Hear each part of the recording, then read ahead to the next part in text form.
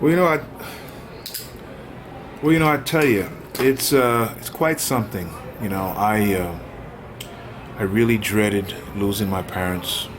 Spent a lot of time and energy and angst and fear. And now that it's happened, I guess you would kind of have to say that I haven't fully come to terms with it.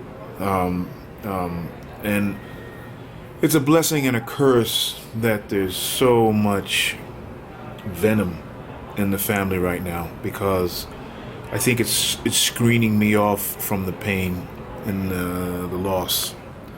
In any event, it's not a whole lot of fun. When my father passed a few years back, it was weird. His decline was in the early stages. His decline was gradual, and not needless to say, his decline accelerated towards the end. And we had quite a bit of. I had come up with some good alternative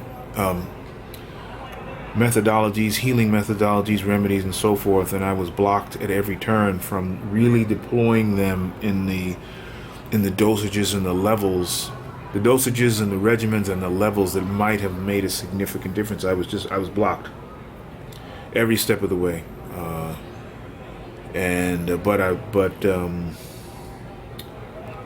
when he finally passed, it was raw, it was ugly. I'm trying to keep it together for my mother, and then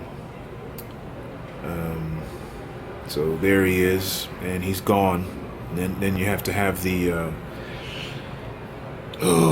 we call 911, and the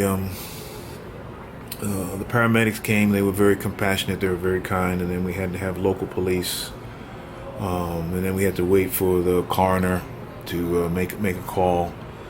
It was a pretty dreadful scene. And then we called the local funeral home. They came and took the body. So that piece of it ran for, I don't know, 3 or 4 hours. He passed about, I guess, 1 o'clock in the morning. By the time all that was finished, it was about 6. And I managed to keep it together for that period, more or less. Then I went back in my room and wept like a little boy for quite some time. And I was very, very blessed because a very good friend of mine who's also, and then we're in the same meditation group. He was in California actually at the time, and I called him. And he and his wonderful wife stayed on the phone with me for almost 2 hours. And if they hadn't done that, I don't know, I might have jumped off the terrace. That's how distraught I was. But that it's just their kindness was just magnificent, just arguably one of the most beautiful moments of my life. And but they really helped me to get through. And I had visions of my father as a young man, and visions of him when he was in the military, and there was clearly in those early days we were communicating, and so that somewhat diminished the pain, but the pain was very real. And he was a pillar of our lives, and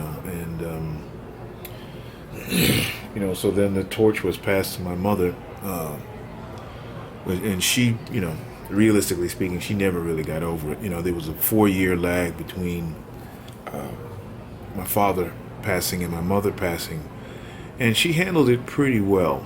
In those early days, she didn't handle it well at all. But she was able to, she pulled it together, and I was trying to help to the best of my ability.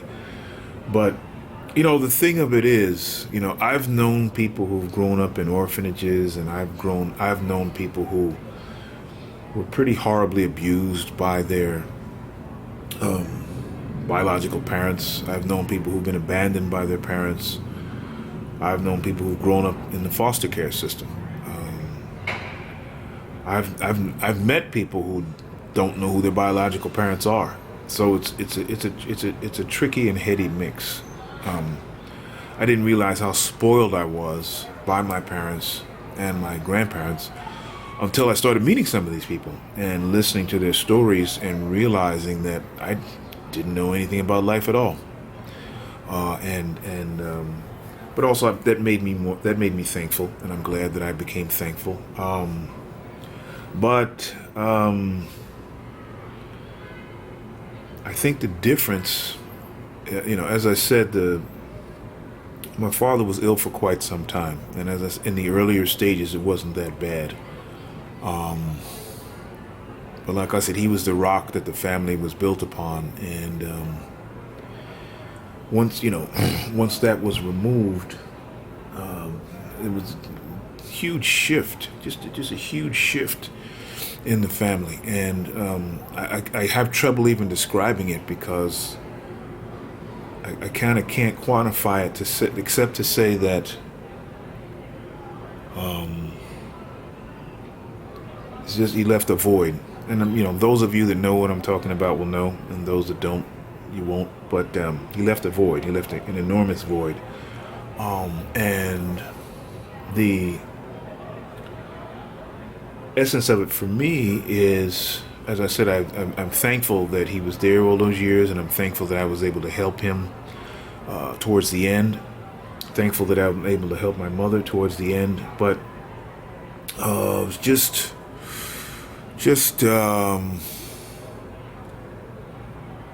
I'm even thankful for all the trouble I'm going through right now over all kinds of things with my family, and I'm even thankful for my fractured family right now because it's opened my eyes to how lucky I am and how blessed I am in the game of life. And that's stuff that I couldn't see or understand previously. I just couldn't see it, couldn't understand it, didn't get it. But it's not a whole lot of fun. It is traumatic. I mean, again, for people who had no parents or people whose parents abused them pretty badly or horribly, that's a different experience than my experience. Or people who had no parents, the orphanage folk and so forth, that's a different experience than my experience, so I can't really speak to it. But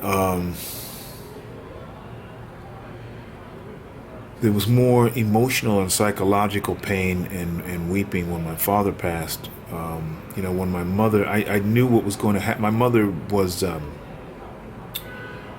was trickery involved in the passing of my mother. There was trickery and deception, and there was and is a long-running, not even a long-running, but a well-planned battle where I was ambushed. Let's just say I was ambushed, and the goal was to get money. And thus, I have had to almost immediately revert to protecting myself as opposed to grieving. And maybe that's part of the grief process. I don't know. And I don't know what's going to happen going forward, but I'm trying to send both of my parents light and happiness in the midst of my missing them, and at the same time fighting with the family. So it's a stew. I can't say that I would wish it on anybody really, but it is what it is.